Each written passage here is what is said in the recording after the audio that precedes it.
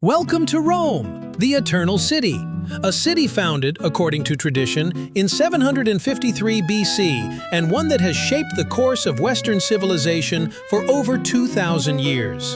In just one day, we'll walk through different ages of history, from the grandeur of ancient Rome to the artistic heights of the Renaissance to the Baroque masterpieces that still inspire awe today.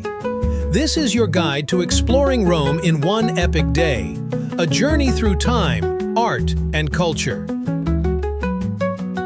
Our day begins in Vatican City, the smallest country in the world and the spiritual heart of Catholicism.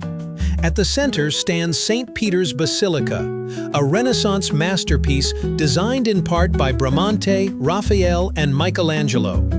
The basilica's dome, designed by Michelangelo in the 16th century, rises 136 meters and dominates the city skyline.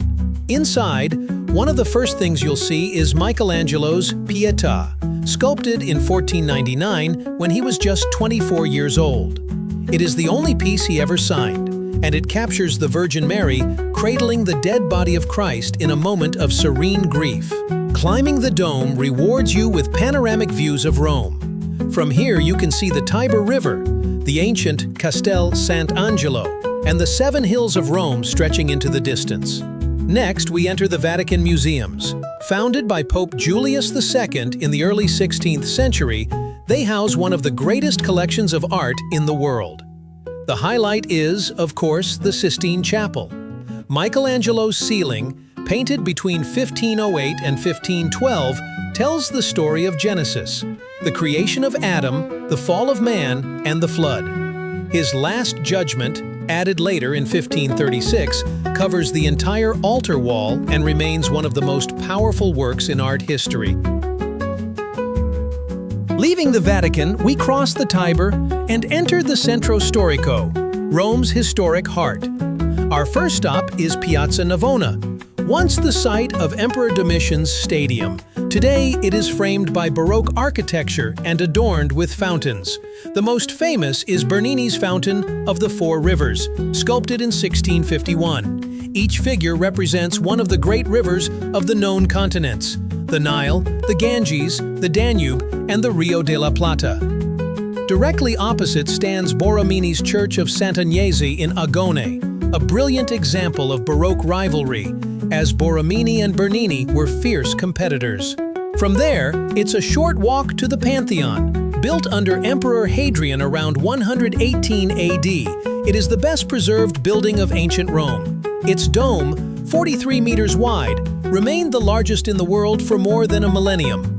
The central oculus, a circular opening, symbolizes the connection between Earth and the heavens. The Pantheon later became a Christian church, and today it holds the tombs of famous figures, including the painter Raphael. By now, it's midday, and time to refuel. Romans usually have lunch between 12:30 and 2. A light option might be a cappuccino and a cornetto in a nearby cafe. For something heartier, try pasta alla carbonara, made with egg, pecorino cheese, black pepper and guanciale, cured pork cheek. Another traditional dish is cacio e pepe, a simple but delicious combination of pasta, pecorino, and pepper. Continue your walk toward the Trevi Fountain, completed in 1762 by Nicholas Salvi. It is not just a fountain, it is a celebration of water and Rome's aqueducts. The central figure, Oceanus, stands above powerful horses and tritons. Legend says if you throw a coin over your shoulder into the fountain, you will return to Rome. Every day, thousands of visitors do just that. More than €1 million are collected each year and donated to charity. From Trevi, head north to the Spanish Steps, designed in the early 18th century. This monumental staircase connects the Piazza di Spagna with the Church of Trinità dei Monti above.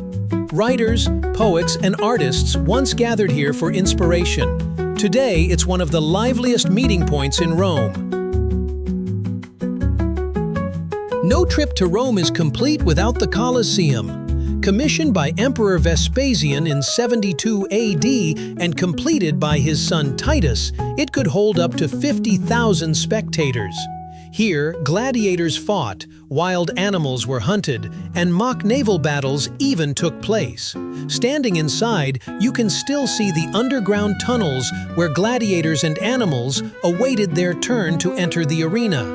Next door lies the Roman Forum, once the political, religious, and commercial heart of the empire. Walking the Via Sacra, you pass the Arch of Titus, built to celebrate Rome's victory in Jerusalem, the Temple of Saturn, and the Rostrum, where orators like Cicero address the people. Nearby is the Palatine Hill, where emperors built their palaces. Legend says this was also where Romulus founded the city of Rome in 753 BC. As the sun sets, cross the river again to Trastevere, one of Rome's most atmospheric neighborhoods. Its name means across the Tiber, and it feels like a village within the city. Narrow cobblestone streets are lined with ivy-covered buildings, small piazzas, and bustling trattorias. Here you can enjoy dinner Roman style. Try a thin, crispy Roman pizza or amatriciana pasta made with tomato, pecorino, and guanciale. Pair it with a glass of Italian red wine and finish with a sweet tiramisu or a scoop of gelato. In one day, you've walked through centuries of history, from the emperors of ancient Rome to the genius of the Renaissance and the splendor of the Baroque. You've seen monuments that changed architecture forever and art that continues to inspire the world. Rome is more than a city. It is a living museum, a place where every corner tells a story.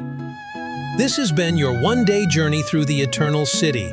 Thank you for joining me, and may your next trip to Rome be just as unforgettable.